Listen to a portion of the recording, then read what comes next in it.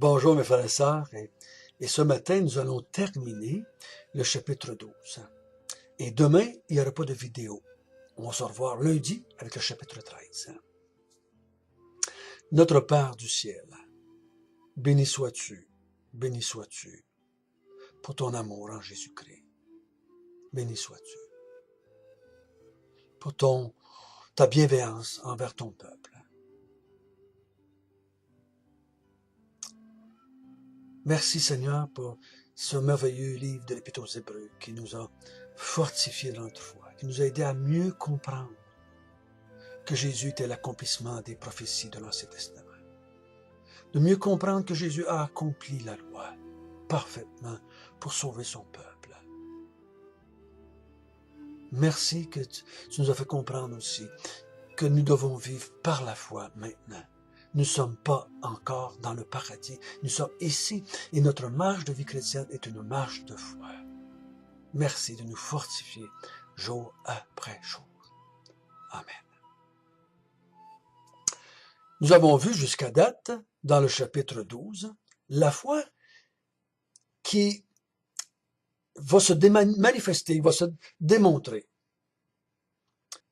J'ai donné comme titre, du verset 1 à 3, « La foi résiste à l'opposition, comme celle de Jésus. » 2, du verset 4 jusqu'au verset 11, « La foi résiste jusqu'au sang, » ou « La foi résiste au châtiment. » 3, on a vu que la foi résiste à la profanité. Elle ne devient pas comme Ésaü. Et nous allons voir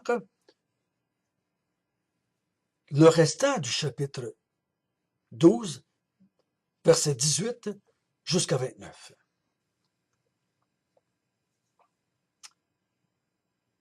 Vous ne vous êtes pas approché d'une montagne qu'on pourrait toucher et qui était embrasée par le feu, ni de la fumée, ni des ténèbres, ni de la tempête, ni du retentissement de la trompette, ni du bruit des paroles, tels que ceux qui l'entendirent demandèrent qu'il ne leur soit pas adressé une de plus, car ils ne supportaient pas cette déclaration. Même si une bête touche la montagne, elle sera lapidée. Et ce spectacle était si terrible que Moïse dit « Je suis épouvanté et tout tremblant. »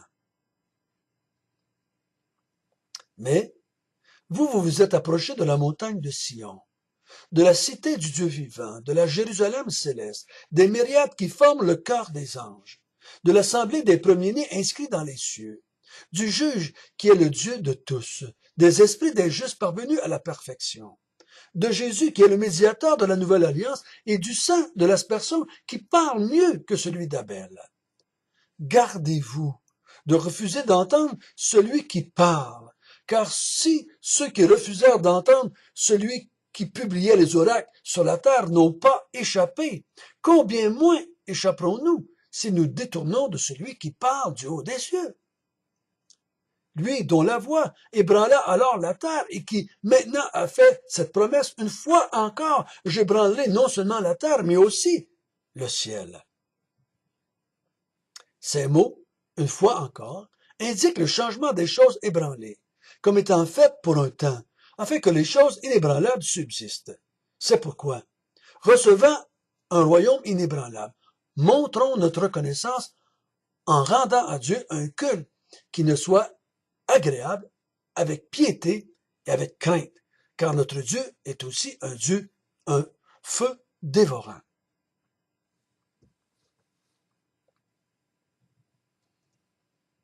Donc l'auteur ici, pour encourager ses lecteurs à la persévérance, à continuer dans la vie chrétienne, à continuer à faire confiance en la nouvelle alliance, à faire confiance que Jésus est le seul sauveur, seul Seigneur, à faire confiance à l'enseignement apporté par Jésus.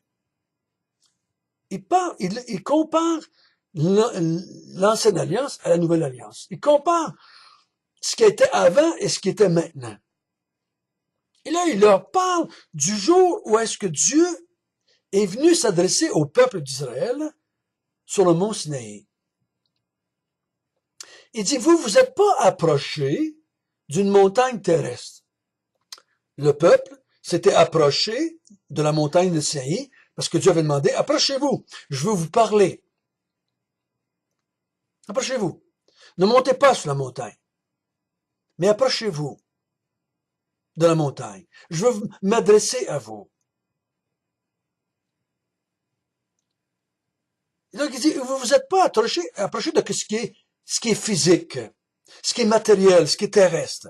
Il parle ici de montagne. La montagne était abrasée de feu. Il y avait des nuées, des nuages alentour. Il y avait des ténèbres. Il y avait de la tempête. Il y avait si vous lisez dans cette semaine, il y avait des coups de tonnerre, des éclairs.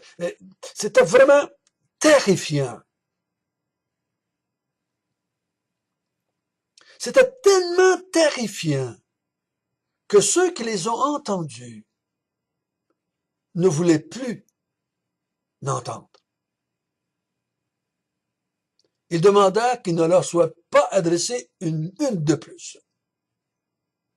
Car ils ne supportaient pas la déclaration au verset 20, même si une bête touche la montagne, elle sera lapidée. Ils ont peur. Ils ont peur de Dieu. Ils ont la crainte de Dieu. Ils n'ont pas confiance en Dieu. Ils n'ont pas confiance en Dieu.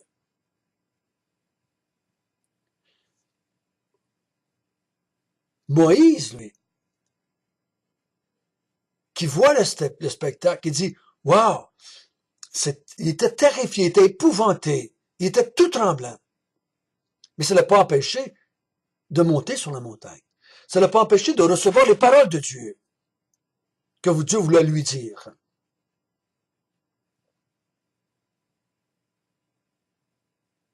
Donc, la manifestation de Dieu à ce moment-là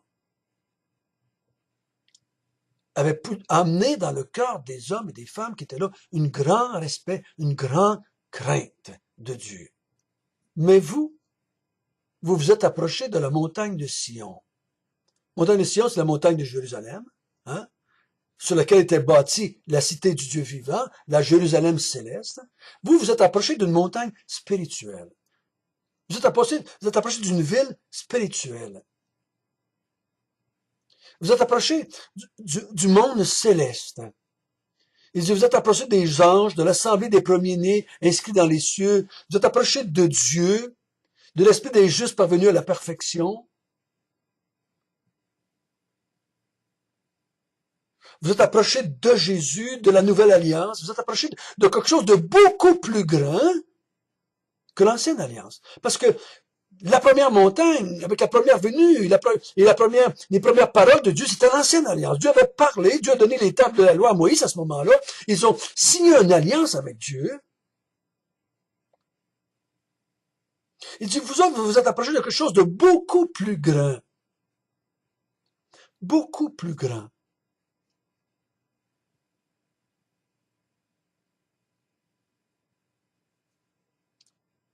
Si vous comparez, on a vu, j'espère qu'on a pu ensemble comprendre ce que Jésus a fait, la nouvelle alliance que Jésus a faite est beaucoup plus grande, beaucoup plus merveilleuse, beaucoup plus excellente, beaucoup supérieure à l'ancienne alliance.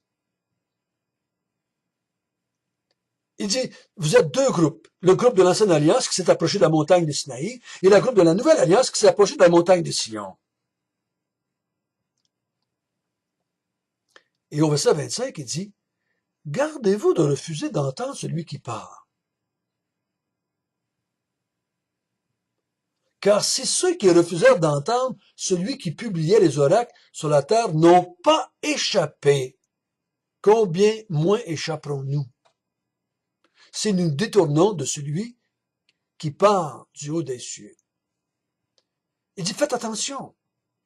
Ceux qui ont refusé d'écouter Dieu parler, ceux qui ont refusé d'entendre les paroles de Dieu sur la première montagne, la montagne de Sinaï,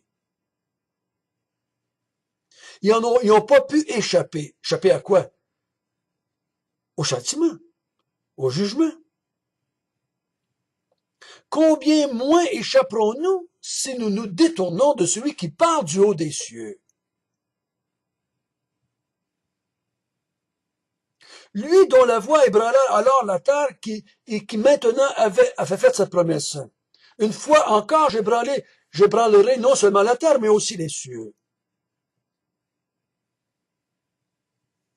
Verset 27, ces mots, une fois encore, indiquent le changement de choses ébranlées, comme étant faites pour un temps, afin que les choses inébranlables subsistent. Donc, eux autres, il dit, c'était pour un temps. Jusqu'à temps que les choses viennent qui sont inébranlables. La nouvelle montagne de Sion, la nouvelle Jérusalem, la nouvelle assemblée des saints.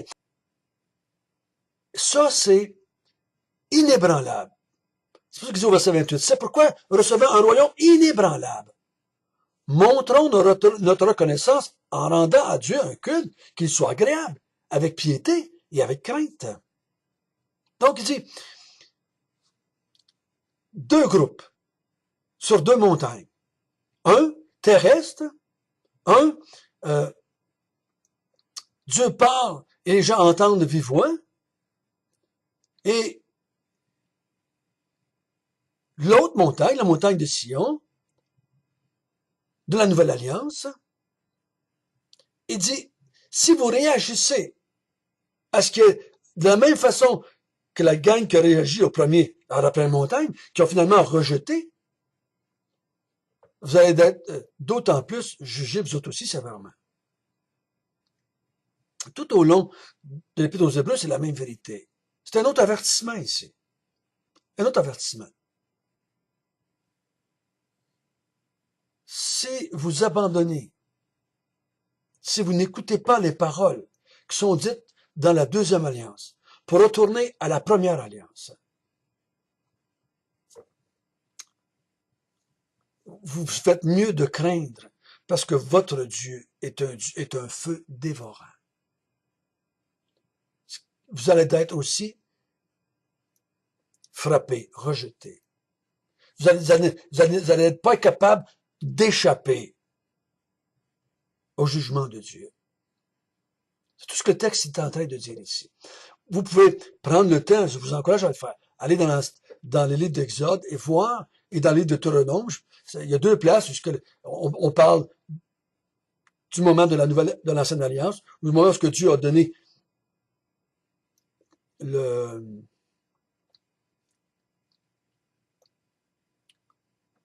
la loi, que donné l'Ancienne Alliance. Donc, allez le lire. Vous allez voir, vous allez comprendre mieux le texte ici. Mais il parle à des gens qui connaissent ce moment de l'histoire du peuple d'Israël.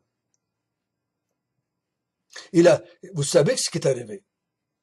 Ces hommes et ces femmes qui étaient là, qui n'ont pas voulu entendre, qui ont dit, Moïse, vas-y, toi, vas-y, Moïse, entendre ça, vas-y, vas-y, vas-y. Ce groupe de monde-là sont morts dans le désert. Ils n'ont pas voulu entendre Dieu parler. Vas-y, Moïse, toi, vas-y.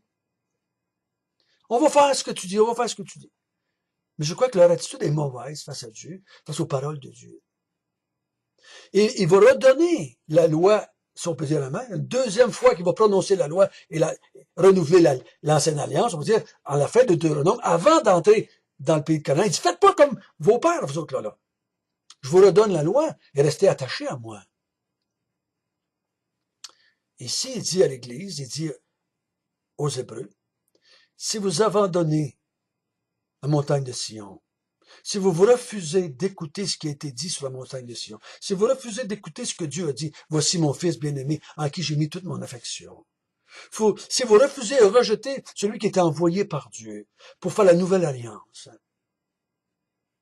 si vous rejetez l'enseignement qui a été donné à travers mon fils et à travers les apôtres et à travers les prophètes de la nouvelle alliance, vous ne pourrez pas échapper au Dieu qui est un feu dévorant. Voyez-vous, mes frères et sœurs, c'est toujours la même vérité, tout au long de l'Épître. Si j'abandonne la foi, si j'abandonne Dieu pour être aimé des gens qui m'entourent dans ma famille, parce que là, j'avais de l'opposition, on me persécute, on se moque de moi parce que je suis chrétien. Je suis tellement fatigué de cela, finalement, je lâche puis je retourne avec ma gang. Si je me prise Dieu pour le châtiment, pour la vie quand je vis ici-bas, pour les épreuves, les difficultés, les châtiments, si j'accepte pas cette vie que Dieu me donne ici-bas, qui comprend le châtiment, qui est une vie ici-bas de souffrance. Parce que la souffrance fait partie de la vie de tous les jours, autant des non-croyants que des croyants. Si je méprise Dieu, et que je rejette cela, et que je me tourne vers quelque chose ou quelqu'un d'autre pour essayer d'avoir une vie plus facile, je ne pourrais pas échapper au feu à ce Dieu qui est un feu dévorant. Si je fais comme Ésaü, qui aime mieux un plat de lentilles que son droit d'aînesse, je vais être rejeté. C'est toujours la même vérité qui est répétée. Parce que c'est tellement important. Ce qu'ils sont en train de vivre, là, la décision qu'ils sont en train de prendre est une question de vie ou de mort spirituelle. C'est une question d'être reçu par Dieu, d'être rejeté par Dieu. Vous savez, on peut être, je pourrais dire, très patient avec les frères et sœurs qui ont des difficultés dans leur vie chrétienne, morale, je pourrais dire. Qui ont des difficultés avec la convoitise, qui ont des difficultés avec le mensonge, qui ont des difficultés avec une mauvaise langue, qui ont des difficultés avec la médisance. On peut être très patient parce qu'on vit la même chose.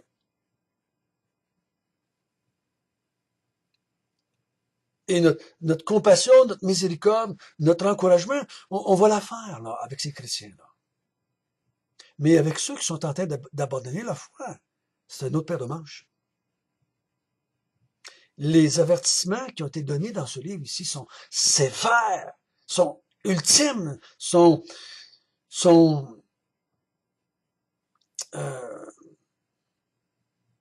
sans équivoque. Sont sans équivoque. Si tu fais ça, t'es perdu. Si tu fais ça, t'es rejeté. Si tu fais ça, tu ne rencontres pas un Dieu aimant, à ta mort, tu vas rencontrer un feu dévorant. Un juge qui va te condamner, qui va te détruire pour l'avoir rejeté. Que le Seigneur puisse nous aider à accepter ces paroles d'exhortation qui viennent de la part de l'Épître aux Hébreux. Notre bon Père du ciel, merci. Merci de ton amour en Jésus. Merci pour ta miséricorde. Merci pour cet avertissement encore ce matin. Merci que comme tu es venu sur le mont Sinaï, tu es venu aussi sur la montagne de Sion, dans la personne de Jésus. Tu es venu nous parler, tu es venu nous annoncer la bonne nouvelle. Tu es venu accomplir la nouvelle alliance. Ô Seigneur, donne-nous de ne jamais rejeter cela. Qu'on s'y attache toute notre vie jusqu'à la fin. Au nom de Jésus. Amen. Comme je l'ai dit au début, demain, pas de vidéo. On prend un petit temps d'arrêt.